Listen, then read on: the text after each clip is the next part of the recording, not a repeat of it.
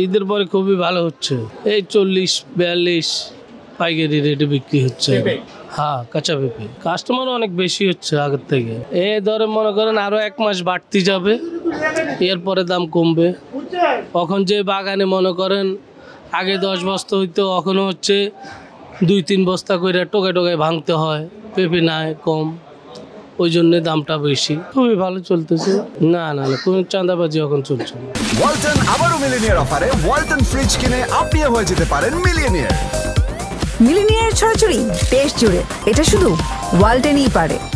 আগে ছিল গাড়ি প্রতি লাগতো, ঢাকা পুষতে পুষতে গাড়ি একটা 3000 টাকা খরচ লেগে যেত রাস্তায় দিতে দিতে। এখন 10 টাকাও লাগে না। এরকম থাকলে তো সব ব্যবসা করে আরাম পাইবে। এই সরকারে আমার হিসেবে থাকাটা ভালো হবে। গাজর তো এখন লাস্ট সিজন, এখন 150 টাকা, 120 টাকা, 30 টাকা পাল্লা।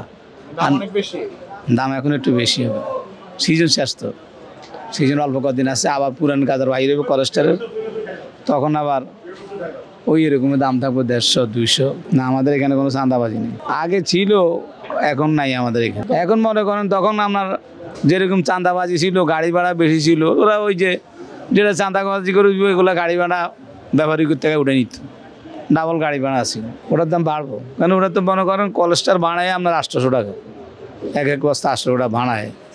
ইয়ার পরে বস্তা কিনে লাগে, চাষিগো থেকে মাল কিনা লাগে, এটা মানিকগঞ্জের থেকে বেশি। এগুলো সব কোলেস্টারে রাখা হয়েছে। আলু যেরকম কোলেস্টারে রাখে, ও গাজরটাও কোলেস্টারে রাখে।